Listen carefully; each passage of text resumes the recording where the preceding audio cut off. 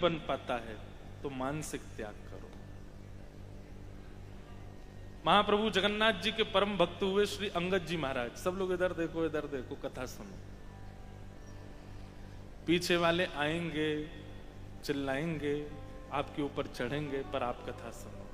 हम भी सुना रहे हैं ना। 3 दिन की बात है बस। नहीं, आपके लिए तो 9 दिन है, हमारे लिए 3 ही दिन है। आप ज्यादा फायदे में हो, हमको तो यहाँ से फिर जाना। अच्छा, मैं कल महाराज जी से एक बात कह रहा था। मैं ये कोई लाग लपेट वाली बात नहीं, इसमें बिल्कुल भी असत्यता नहीं है, बिल्कुल सत्य बोल रहा हूं। कहीं भी कथा करने जाते हैं तो वक्ता की प्रतीक्षा पूरा नगर करता है। जैसे हम कहीं कथा करने जाते हैं, लोग बात कहते महाराज जी हम तो 6 महीना से प्रतीक्षा कर रहे थे, हमको तो जब से पता चला हम तब से प्रतीक्षा कर रहे थे। पर वक्ता प्रतीक्षा नहीं करता इतनी, क्योंकि उसकी तो लगातार कथाएं होती है ना, तो उसको आज यहाँ कथा हुई, कल वहां है, उसकी इतनी प्रतीक्षा नहीं होती। पर जोधपुर आने की हमको बड़ी प्रतीक्षा थी। जिस दिन से महाराज जी ने बोला ना कि आपको यहाँ आना है, तो पहले तो हमारा आने का बन ही नहीं पा रहा था। तो मैं इतना उदास हो गया कि कैसे जोधपुर पहुंचे। पहले तो महाराज जी का निवेदन था कि 7 दिन ही सुनाओ कथा, परंतु जो 1 तारीख से क्रम है वो भी एक संत की कथा है, उनसे कैसे कहें, उनका भी एक वार्षिक उत्सव है। निवेदन तो फिर भी किया महाराज जी मैंने कि मान जाएं, हमको जोधपुर का लोभ कुछ ज्यादा ही है। और उसमें कारण केवल एक ही है कि हमें महाराज जी का सबका संग मिलता है, और इनके संग रह करके पता नहीं क्या एक प्रकार से हमारी बैटरी रिचार्ज होती है। तो साल भर कितनी भी कथा करा लो, एक बार जोधपुर बुला लो। तो आए तो बहुत दिन बाद है जोधपुर। कुछ साल पहले अजनेश्वर धाम में कथा हुई थी, तब तो इतने लोग जानते भी नहीं थे महाराज जी, वहां तो बहुत सीमित लोगों में कथा हुई थी। तो लेकिन जोधपुर से महाराज जी कभी कभी मिलते रहते हैं, आ जाते हैं, तो वैसे रिचार्ज कर जाते हैं हमको। लेकिन यहाँ आने का मुझे बहुत चाव था। मीराबाई कहती है ना,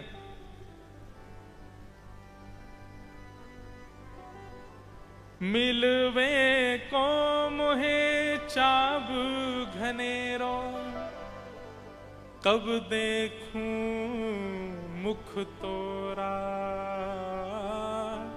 कब देखूं मुख तोरा, गोविंद कबहू मिले पिया मोरा, गोविंद कबहू मिले पिया मोरा। व्याकुल प्राण धरत नहीं धीरज, व्याकुल प्राण धरत नहीं धीरज, व्याकुल प्राण धरत नहीं धीरज, व्याकुल प्राण धरत नहीं धीरज, राखूं नैना नेहा, राखूं नैना नेरा।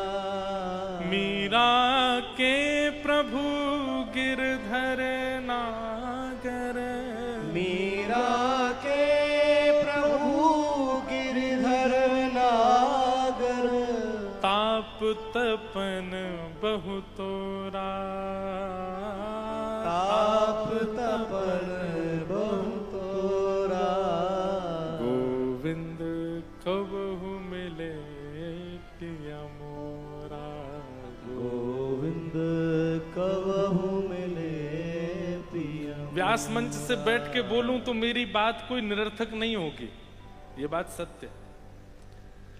लेकिन कई बार जैसी व्याकुलता राधा रमण जी के दर्शन की है, जैसी व्याकुलता श्रीनाथ जी के दर्शन की है, जैसी व्याकुलता श्री जगन्नाथ जी के दर्शन की है, जैसी व्याकुलता रणछोड़ राय श्री द्वारिकाधीश के दर्शन की है, वैसी व्याकुलता यदि किसी हरिजन के दर्शन की हो जाए तो समझ जाओ ठाकुर जी और जल्दी मिलेंगे।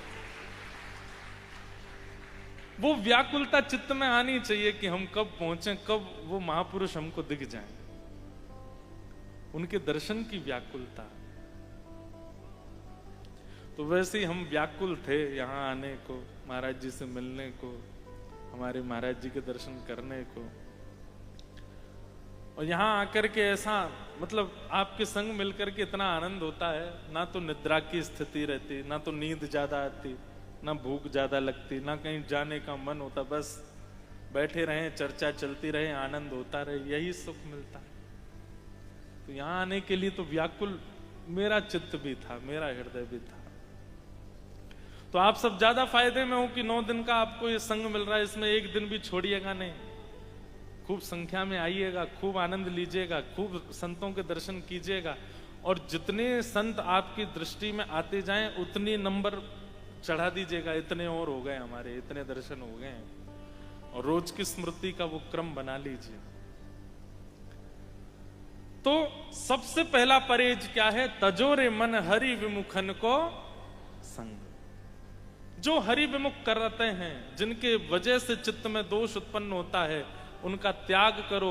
और देह से नहीं त्याग कर सकते, शारीरिक त्याग नहीं कर सकते, तो मानसिक त्याग करो, मन से छोड़ो। मन से त्याग का मतलब क्या होता है?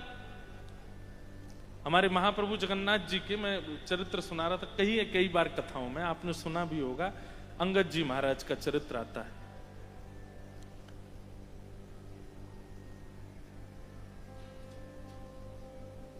अंगद जी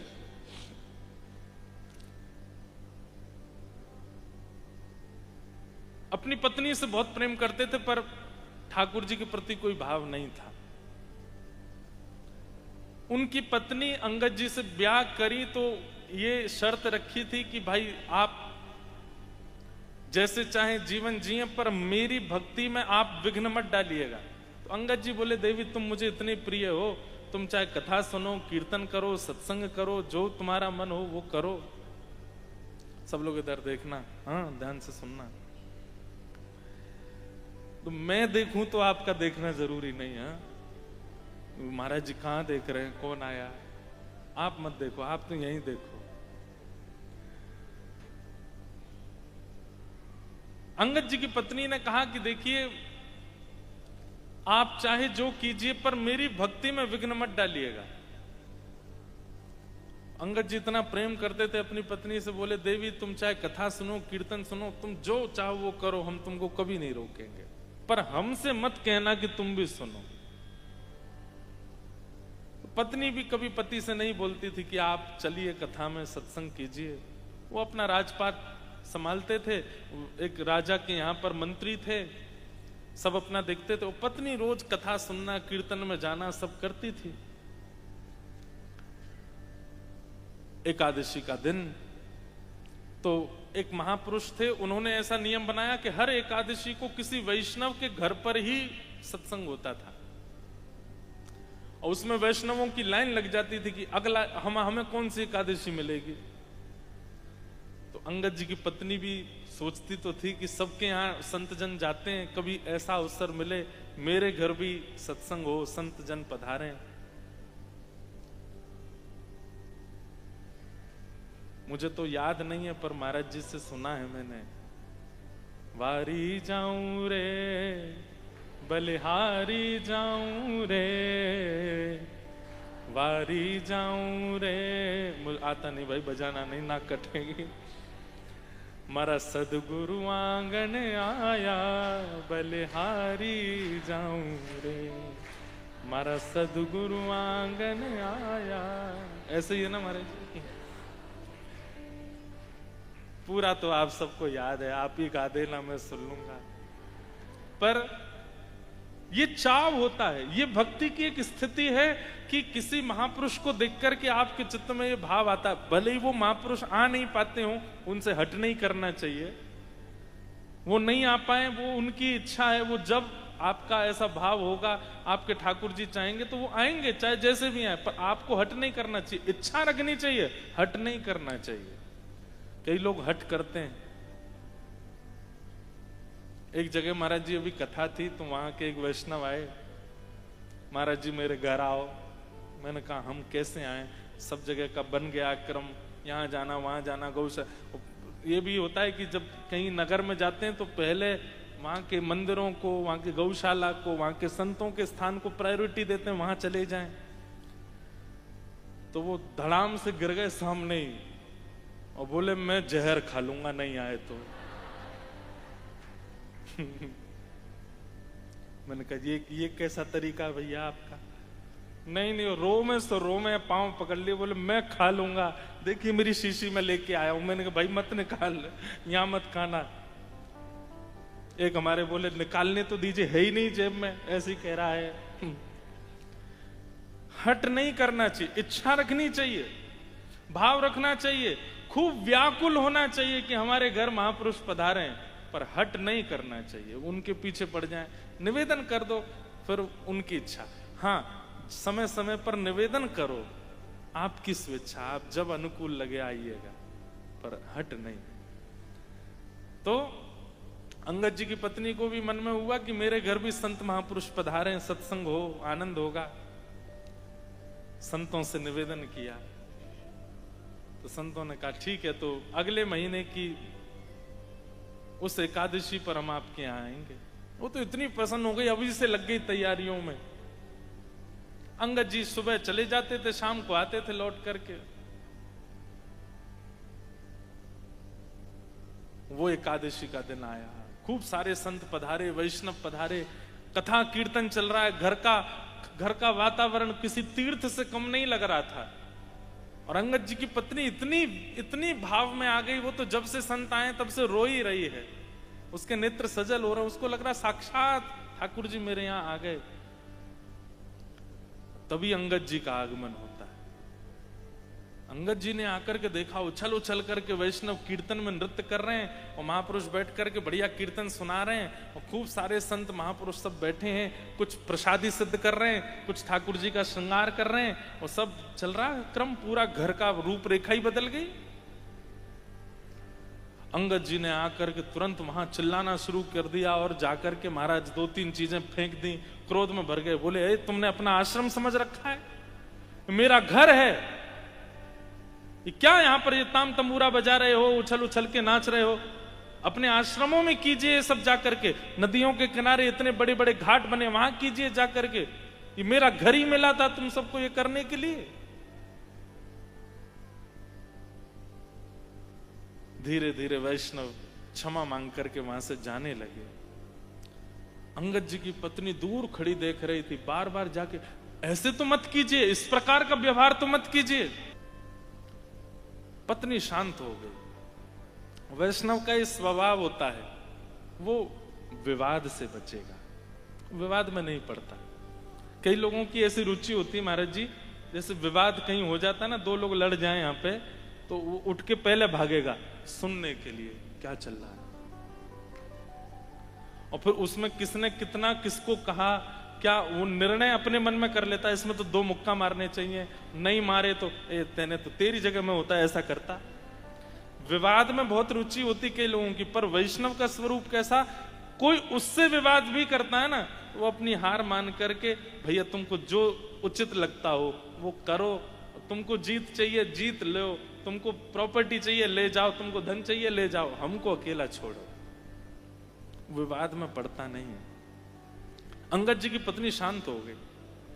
जब सब महापुरुष वहां से चले गए, सब कुछ शांत हो गया, एक रात्रि तक कोई वार्ता नहीं हुई।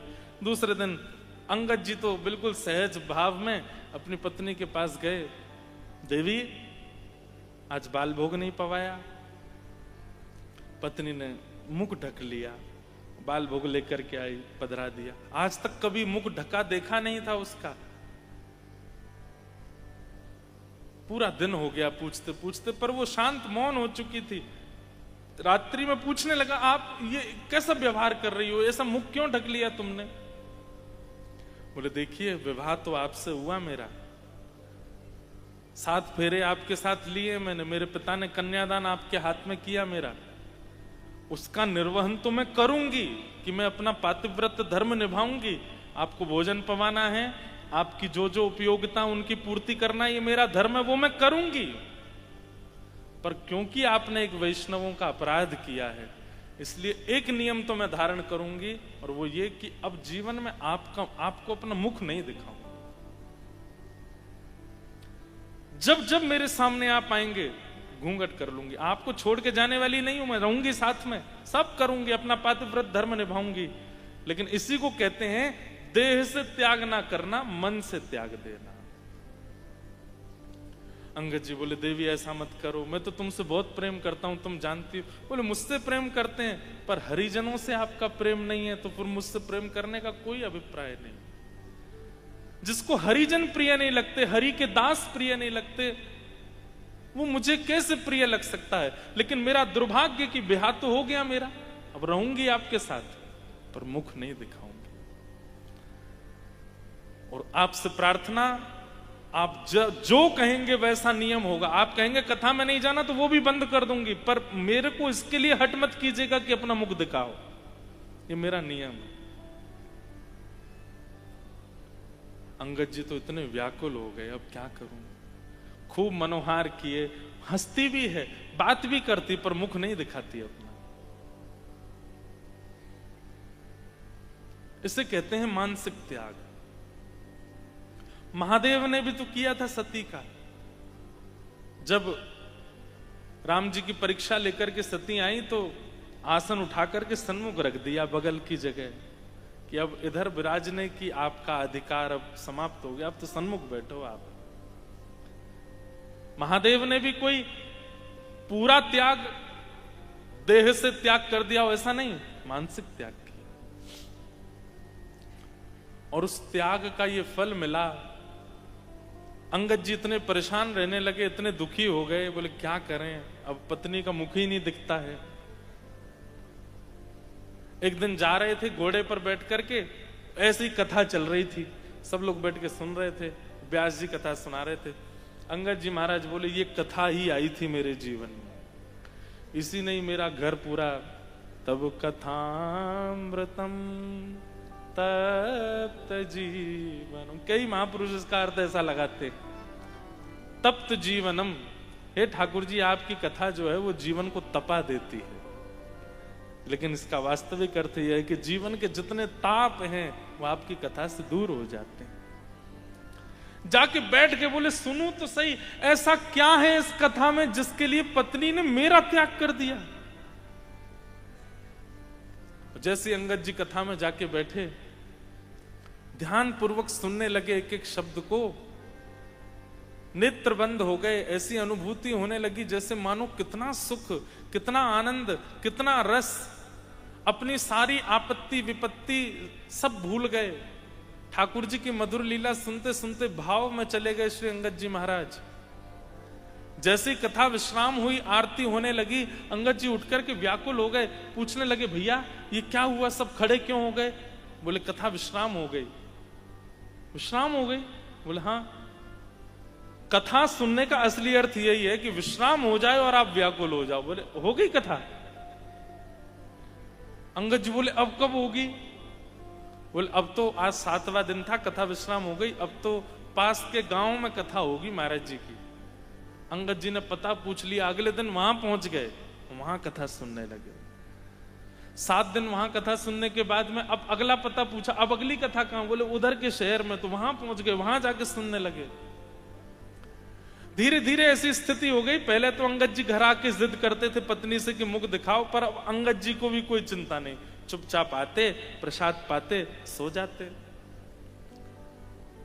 कुछ दिनों के बाद वही कथा फिर से अंगद जी के नगर में हुई। अंगद जी कथा सुनने गए, जैसे ही एक भाव में कीर्तन किया व्यास जी ने, तो सब 2-4 लोग उठ के नृत्य करने लगे। अंगद जी महाराज खड़े हो गए, नेत्रों से अविरल अश्रुधार और उर्ध्वबाहु होकर के जब कीर्तन में नृत्य करने लगे, सब देखने लगे उनको। तभी वहीं आगे बैठी थी अंगद जी की पत्नी। दोनों को ही नहीं पता था कि कथा सुनते हैं दोनों। अंगद जी को तो पता था कि पत्नी जाती है, पर पत्नी को नहीं पता था कि अंगद जी को भी चाव लगा है कथा सुनने का। तो जब कोई नृत्य करता है, सबकी दृष्टि पड़ती है ना, तो अंगद जी की पत्नी ने ऐसे देखा कौन नृत्य कर रहा है, और जैसे ही देखा ये मेरी आंखों को कोई धोखा हुआ है या मुझे कुछ और दिख रहा है, ये तो अंगद जी लग रहे हैं। उसने थोड़ा और पास जाकर के घूंघट करके जब देखा, तो भाव आवेश की मुद्रा में और महाराज अविरल अश्रुधार और ऐसा नृत्य कर रहे थे श्री अंगद जी महाराज। पत्नी समझ गई ये एक दिन की कथा से नहीं हो सकता, और ये आडंबर भी नहीं हो सकता कि मुझे रिझाने के लिए कर रहे हो। समझ गए। तहकीकात की 2-4 लोगों से पूछा कि ये कौन है, बोले अरे ये तो बड़े अच्छे भक्त हैं, हर कथा में पहुंचते हैं। पत्नी बोली तभी मैं कहूं रात्रि में आजकल बहुत विलंब से आते हैं, मैं भी पूछती नहीं थी लेकिन ये कथा सुनने जाते हैं। आज अंगद जी की पत्नी घर पहुंची, पूरा घर सजाया, सुंदर दिए लगाए, बाहर चौका किया, उस पर रंगोली बनाई, बढ़िया सुंदर घर में सामग्री आदि सिद्ध करके सब तैयार किया। अंगद जी महाराज जैसे ही आए, पत्नी घूंघट ऊपर करके खड़ी थी द्वार पे, हाथ में आरती का थाल लेके। तो अंगद जी दूर से ही बोल पड़े, देवी तुमने आज घूंघट नहीं किया, मैंने नीचे नजर कर लिया, घूंघट कर लो मैं तब आऊं। अंगद जी की पत्नी बोली अब घूंघट की आवश्यकता नहीं। क्यों? बोले मुख तब मोड़ा था जब आप हरि विमुख थे, पर आप जब हरिजनों के संगी हो गए हो, अब आपसे मुख कैसे छुपा सकती? ये है त्याग, और ये त्याग वाला हरिजनों के, हरि विमुखों के त्याग वाला परहेज तो सबको करना है। नवदा भक्ति के एक एक परहेज अलग अलग होंगे, पर ये वाला परहेज तो 9 भक्ति में चलेगा।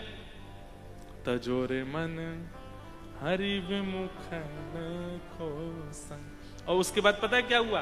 अंगद जी घर आए, पत्नी से बोले, पत्नी बोली अब देख लीजिए मुझे जी भर के, 9 महीना हो गए आपने हमको देखा नहीं, अब तो देख लो। अंगद जी बोले देवी अब मेरी देखने की इच्छा खत्म हो गई अब तो श्याम सुंदर से नेत्र लड़ गए हैं, अब तो कथा ने ऐसा मुख मोड़ लिया है ठाकुर जी की ओर कि अब उनकी सुंदरता के आगे कोई सुंदर नहीं लगता, अब तो केवल उनको देखने का चाव है। अंगद जी की पत्नी तो भाव विह्वल हो गई कि बोले मैंने तो ऐसी उम्मीद ही नहीं की थी कि मेरे पति कभी ऐसे हो जाएंगे। तो कभी कभी हरिजनों का इस प्रकार चतुराई से त्याग कीजिए कि उनको आभास भी हो जाए कि उन्होंने कुछ किया है, और आप उनका संग भी ना छोड़ो। कभी कभी ऐसे त्याग से भी उनके चित्त में परिवर्तन आ जाता है। उनके चित्त में, जैसे एक माता जी को हम जानते हैं, उन्होंने यही अंगद जी का चरित्र सुना था कहीं पे। उनका बेटा व्यसन करता था और व्यसन छोड़ नहीं रहा था, और मुझसे बोली महाराज जी आप कहते हैं हरि विमुखों का त्याग करो, मैं अपने बेटे का त्याग कैसे करूं? मैंने कहा मैया आप जो हमने अंगद जी के चरित्र में आपको सुना उससे कुछ लगे तो आप देखो। महाराज जी उन्होंने रोटी छोड़ दी, सब्जियों पर आ गई माता जी, सब्जी खाती, और बेटे ने एक दिन पूछा, पत्नी ने भी कहा, बोले माता जी रोटी नहीं खाती। बेटे ने एक दिन पूछा, माँ क्या बात है आप रोटी नहीं खाती? कोई नहीं, कुछ नहीं। बेटे को बताया नहीं, छोड़ दिया बस। कई लोग होते वो ढिंडोरा पीट देते पूरे नगर में, हम चप्पल छोड़ रहे हैं, हम तो पहनते ही नहीं ना, हम तो सब त्याग कर दिया हमने, पर ढिंडोरा नहीं पीटते। माता जी ने कहा नहीं, तो बेटे ने जाके पूछा, माँ आप रोटी नहीं पाती? मुझे बता रही थी गृहिणी, क्यों नहीं पाती? लाला तुझसे 1000 बार कहा तू व्यसन छोड़ दे, तू नहीं छोड़ता, इसलिए मैंने ही अन्न का त्याग कर दिया। अब जब तक तू व्यसन नहीं छोड़ेगा तब तक अन्न नहीं सेवन करूंगी। बेटे ने विचार किया, मेरे लिए मां से बढ़ के व्यसन है। उसी दिन व्यसन का त्याग कर दिया, और मां ने उसी दिन से रोटी खाना प्रारंभ किया। बेटे ने फिर व्यसन किया नहीं। फिर वो आई माता जी, उन्होंने मुझे बताई ये बात, बोले महाराज जी अब ठीक है, बेटा ने व्यसन छोड़ दिया, मैंने भी रोटी शुरू कर दी। तो ये त्याग, तजोरे मन हरि विमुखन को संग। ऐसा तो हो ही नहीं सकता कि हम मेरे से लेके आप तक के परिवार में कोई ऐसा नहीं हो जो हरि विमुख ना हो। होगा। हम सबके स्पर्श में आने वाला, संपर्क में आने वाला प्रत्येक दिन का एक व्यक्ति ऐसा है जो हरि विमुख है। जिनसे आपका कोई काम निकलना है, और उस काम से अगर आप हरि के समीप पहुंचने वाले हो तो संपर्क रखने में कोई हर्जा नहीं है। लेकिन जिससे केवल संसार का व्यवहार बढ़ने वाला है, संपत्ति बढ़ने वाली है, और वो हरि विमुख व्यक्ति है, उसका फिर भी आप त्याग नहीं कर रहे हो, तो कहीं ना कहीं भजन में विक्षेप आना प्रारंभ हो जाएगा। इसलिए ये परहेज लिख लीजिएगा, सबसे पहला हरि विमुखों का संग वो छोड़ना।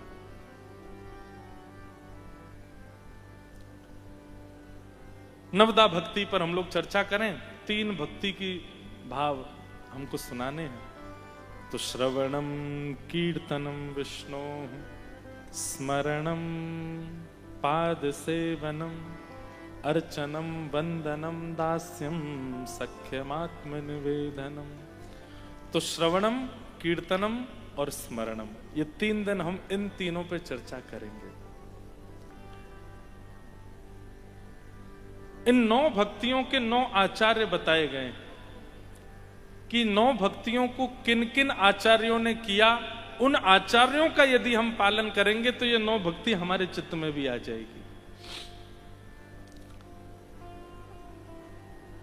श्री विष्णु श्रवणे परीक्षित भवत्, वैयासकी कीर्तने, प्रहलाद स्मरणे तदंग्रि भजने, लक्ष्मी पृथु पूजने,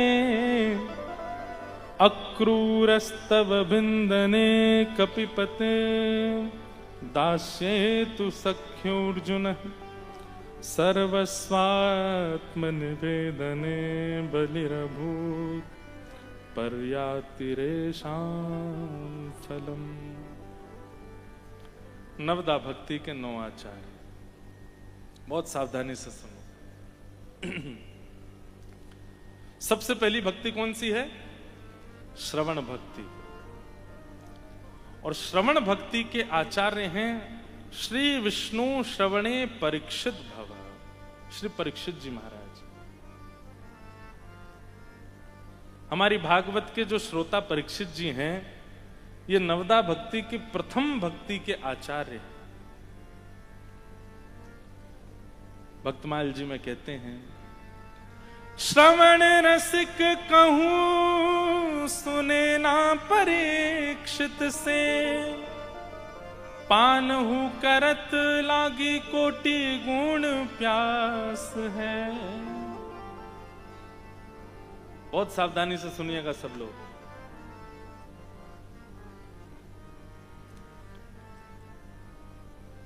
कैसे श्रोता हैं श्री परीक्षित जी महाराज?